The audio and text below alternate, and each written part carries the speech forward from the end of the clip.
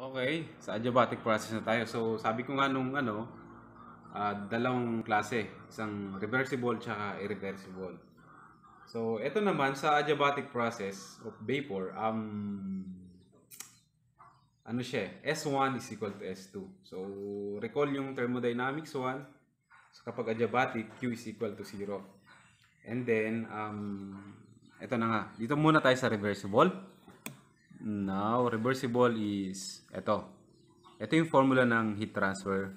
Guys, Q is equal to delta U plus work non-flow. But, since dito sa adiabatic process, 0 yung Q. So, pag 0 yan, lilipat mo yung delta U dito, work non-flow is negative delta U.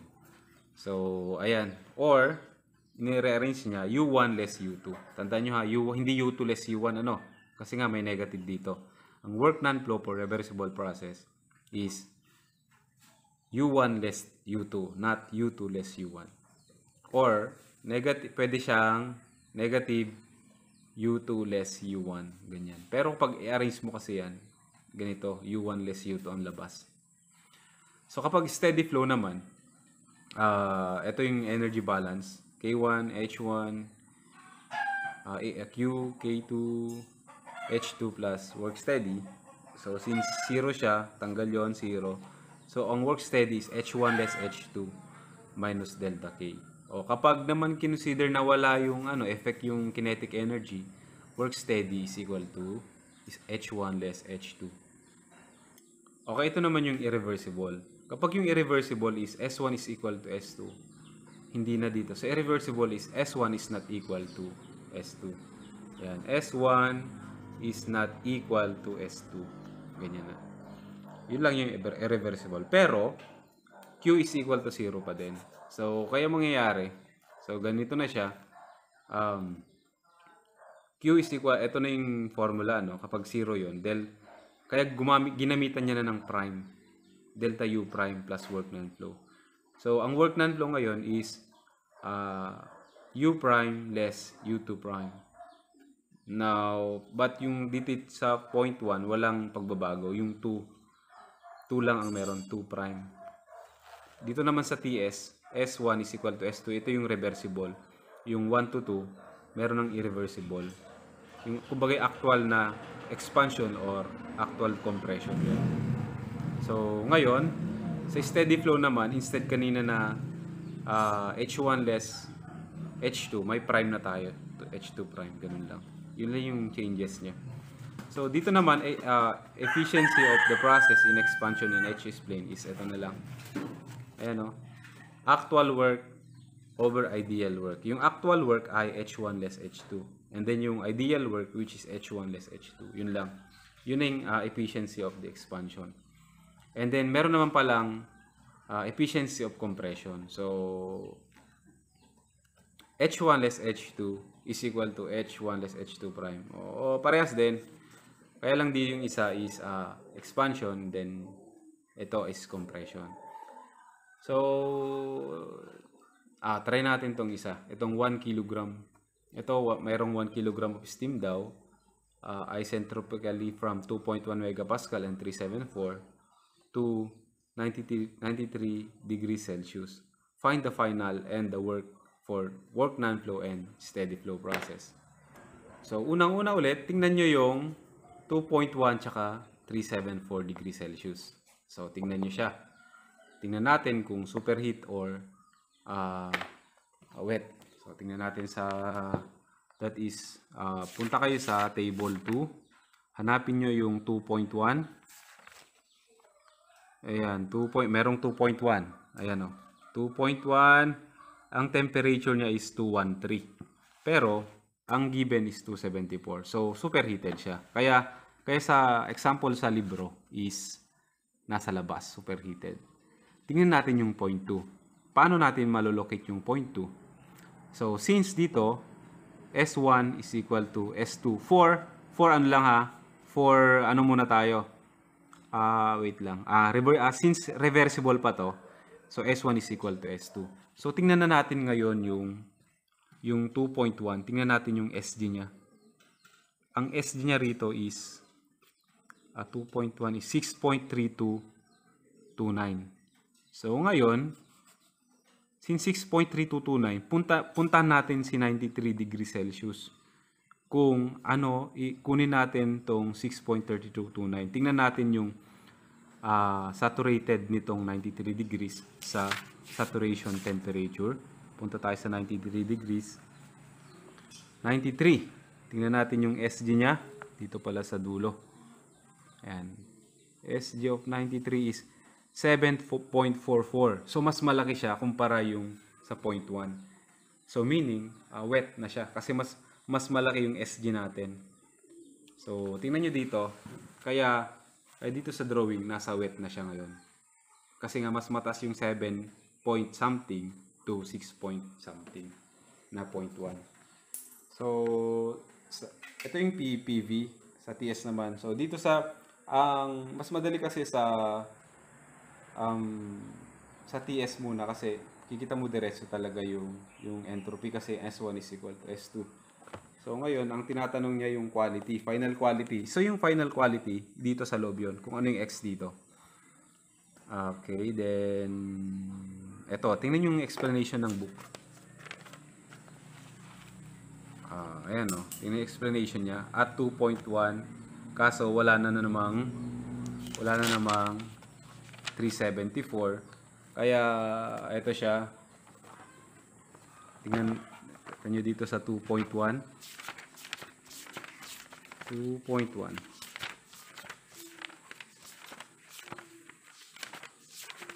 Wait lang. 2.1 here. Ayan, merong 2.1 dito. So, ito siya. 2.1. 2.1, then 370. Ayan. Mag-interpolate ka talaga sa part dito. Kasi nga walang 374. Pero, napansin nyo sa example, ito na yun, 370, 374. Ito na yung U1. Ito na yung internal energy. Ito na yung enthalpy. Ito na yung S. So, now, kunin nyo lang yung calculator nyo. Wait lang. So, ayan. Wait, task ko lang pa. Yan, sa calculator natin. So, diba yan, ganyan. 370 minus 374 over 374 minus 380. So, yan. Ito ay equal sila. Pwede rin siyang equal dito. Ganun din same process dito. So, ang gagawin ko na lang is show you a technique na lang. So, equals ko to. So, ang sagot niya ay 2/3. But, never mind the number. Ang gagawin nyo ay i-memory nyo siya. Ilagay nyo sa memory ng yung A. Shift, store, A. Ganyan. So, ganyan. Recall A. I-recall nyo na lang.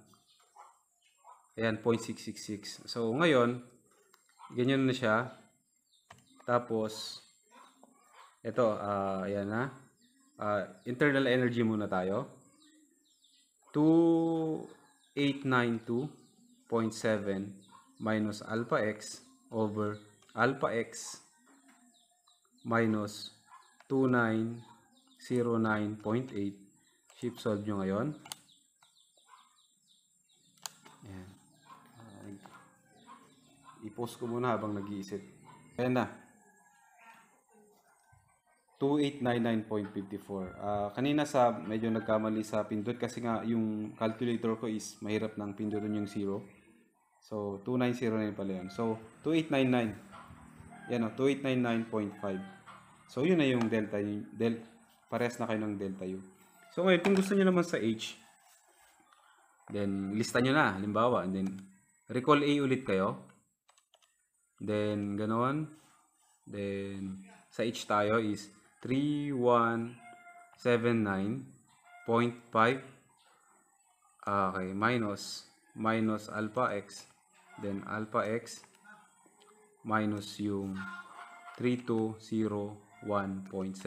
Then, that's good. So, shift calculate muna tayo. Equals, then, wait lang. So, yan, 3188. 3188 yung lumabas, which is parehas. So, same din ang gagamitin nyo rito sa part dito, sa may SG. So, meron na kayong 0.1. So, ngayon, since sabi ko nung nakaraan, yung point 2 na tayo, wet siya. Wet vapor. So now, kapag wet talaga, automatic na kukunin nyo yung mga yan. HF, HG, SF, guess, so something ganyan. Then, may numbering din yung sa point 2 kasi kay HF2, SFG2. And then, ang X nyo rin dito, hindi na X1, X2. So, since S1 is equal to S2, which ang S natin is, ang S1 natin is nakuha na, which is 7.0154. So, ito na, ni-rearrange na lang.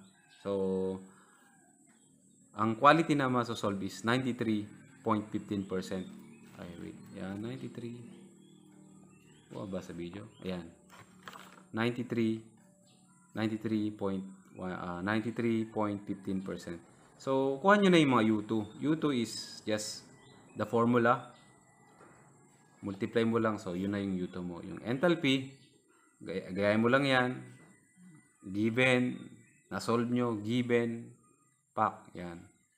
Yung workflow is U1 less U2. Work non-flow pala, sorry. So, ayan na. 545. And then, work 2 is H1 less H2. So, ayan na. So, meaning this is expansion. Expansion to kasi nga positive yung lumabas. Expansion nga ba? Tama, expansion. So, try din natin tong isa pa. Ito naman, steam flows isentropically through a nozzle from 1,500 kilopascal and then 288 degrees to 960 kilopascal. So, ngayon, tingnan natin, punta tayo sa 1,500 kilopascal. But, this is 1.5 megapascal. Kasi nga, divide mo lang siya ng 1,000. So, tingnan natin ngayon sa book kung ano yung okay, tingnan nyo sa book kung ano. Pero, hindi ko na siguro alam nyo na. So, ito, sabi niya dito, steam at 288 under 1.5 megapascal is superheated. So, dahil nga siguro, mas mataas to kaysa saturated temperature niya. Ayan, yung 1.5 niya tingnan, 198.32. So, superheated niya kasi 288 yung actual situation ng temperature ng ating steam. So, kunin nyo na rin yung SG niya kasi nga, tingnan nyo na rin, kukunin nyo pa dahil S1 is equal to S2. So, now, ano man tinatanong dito? Determine the temperature to the delta volume, specific volume, the work, and the delta K. So, ngayon, pumunta tayo sa table 3. Tingnan natin yung 1.5. So, dito walang 283. So, interpolate na naman. Ayan na. Nasa pagitan siya ng 280 tsaka 290. Dito, 1.5. So, 283. So, dito, tingnan nyo sa book nyo. Ganito rin. So, ngayon, ito yung 280, 288, 290. Ito yung V. Sa steam table, nandito siya. Sa may 280, katapat niya is 0.1671. Katapat niya rin sa internal energy, sa 280 is 274, 8.6. And then yung 280, katapat niya rin sa H1 is 290. And then, same sa entropy. So, ngayon, ayan o. 8/10. So, ganyan pa rin gawin natin. Wait lang ha. 280 minus 288 over 288 minus 290. So, equals nyo na siya. So, equals nyo. Then, store nyo sa memory A. So, 4. So, then recall A nyo. Recall A, kukunin nyo yung, wait lang, recall A. Recall A. Then, replay equals. So, dito tayo sa dito tayo sa may, diyan tayo sa may V muna. So, 0.162 7.1 minus alpha x, ay naku po, minus alpha x over alpha x minus 0.16621. Then shift solve nyo. So ang lalabas is B1. Dapat lalabas si 0.16550. Ayan. So tama. 0.11655. 0.1655. So ganun din ang gawin nyo dito sa may internal energy. Recall A muna kayo, then replay, then dito tayo to 2748 minus may point pala siya, 0.6 minus alpha x over alpha x minus ito 2765.9. Recheck 2468, then sa tama. Shift solve kayo.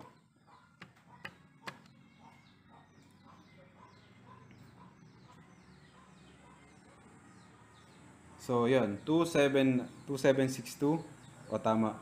So, kayo na rin gagawa ng H1 tsaka S1. Kasi, alam niyo na, matagal sa video, mahirap i-upload. Nasa Facebook group pa naman tayo. So, ngayon, the final condition. Oh, wait lang ha. So, ngayon, yung sa temperature to na hinanap niya. So, dito kasi sa table 3, meron na yung part ng saturated niya ng mga pressure. So, since yung 960 kilopascal yung point to natin, which is 0.96 in megapascal, 6.6 yung saturated entropy niya, but yung 0.1 is ang 0.1 is sa entropy ng 0.1 6.87 704, which is mas mataas, superheated pa rin siya. Then now, ang gagawin nyo, since superheated, hanapin nyo yung 6.8704.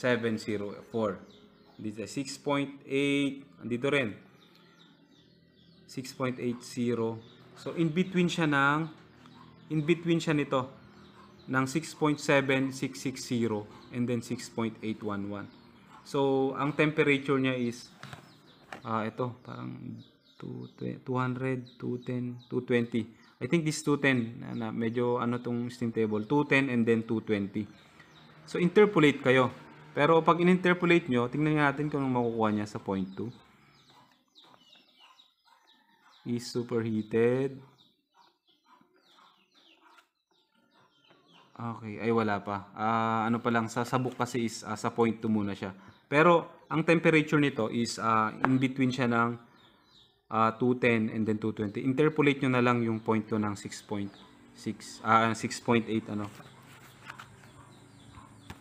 So, ngayon, dito muna tayo sa point 2. Superheated. Superheated pa rin siya. Kasi nga, mas mataas yung 6.8 sa 6.6. Yan, in-state niya rito na superheated. So, ngayon, hanap siya. Ito na nga pala. Yun, 6.8. Ito na pala yun. 6.8 at 9.6. 0.96. At 0.96, guys. Andito siya, in between siya ng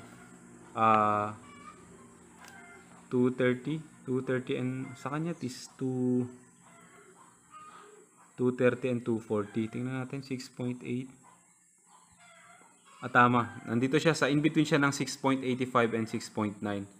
So, kaya ito na siya, 6.8, 6.7. And then, sa temperature niya is 230 and then 240. Same din sa volume kasi hinahanap. Then, internal energy and then the enthalpy. So, interpolate lang kayo. Kaya ang nakuha niyang final temperature ay gawin. Kung ano yung ginawa nyo rito, yun din ang gawin nyo rito. So, ngayon, ang temperature niya is, ayan nga, 232.6. Temperature 2. Ito, temperature 2, na-solve nyo na. And then, pag in-interpolate nyo yung specific volume, ito na siya. And then, yung internal energy, ito na rin. And then, for the enthalpies, yan na. And then, ayan, which is, ito na yung mga tanong.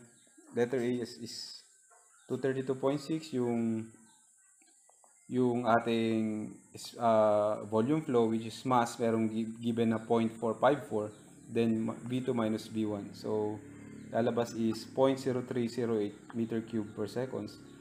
And then, since work non-flow is, bakit siya zero? Okay, since ito kasi, nozzle, wala siyang work, kaya zero.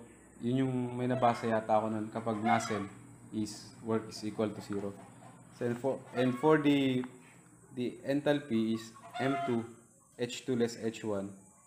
So, ang delta H is negative 47.86 kilojoule per kilogram, ay kaya seconds or kilowatt. So, ito na equation natin.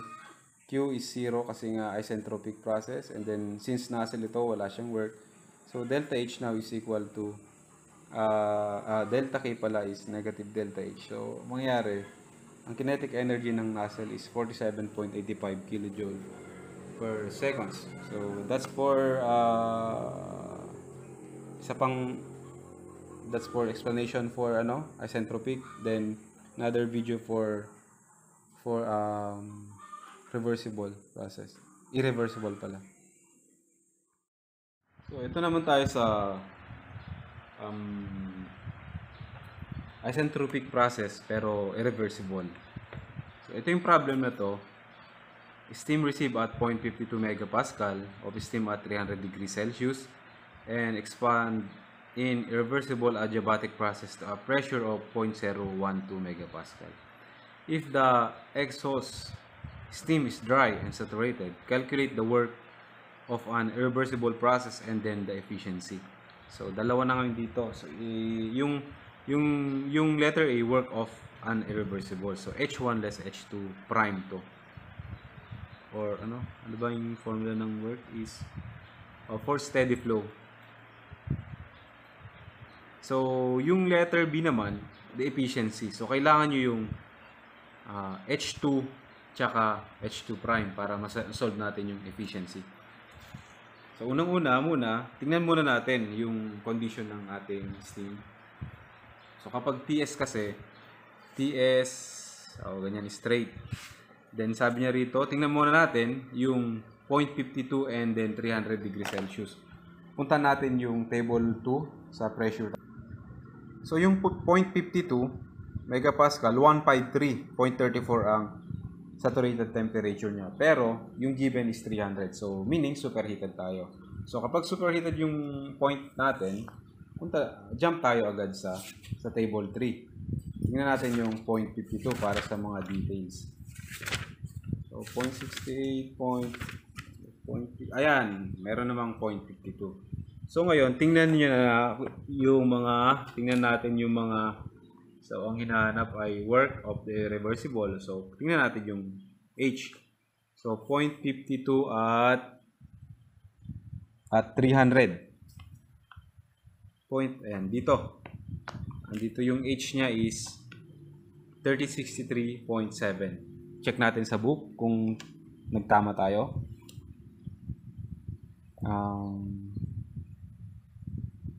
H1. O tama, 3063.7 and then yung internal energy is 2802.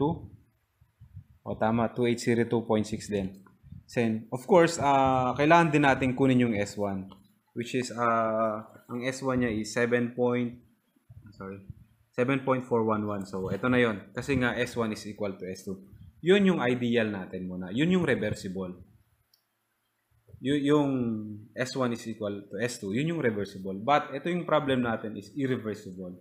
So, meron siyang statement dito na yung letter B, the work of an irreversible process, wait lang. And sabi niya, if the exhaust is steam and dry, saturated.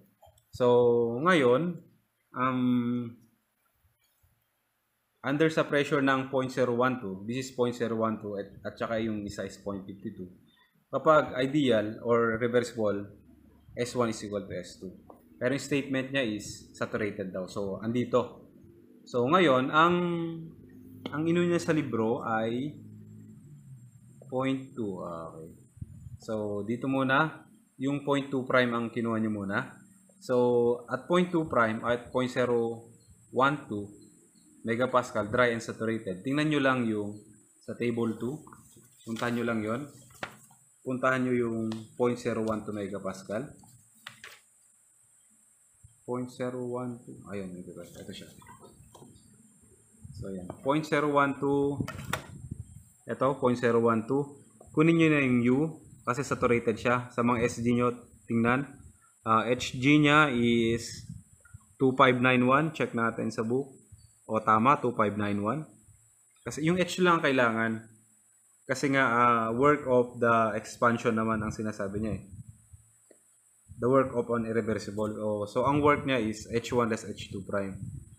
Kung U2 prime, wala naman siyang sinabing change of enthalpy sa problem. Change of internal energy. So, yun lang. H2 prime lang ang kukunin natin. So, ang H2 prime natin is, ito nga, H2 prime niya is 2591.1. Pero, kailangan din natin kunin yung H2.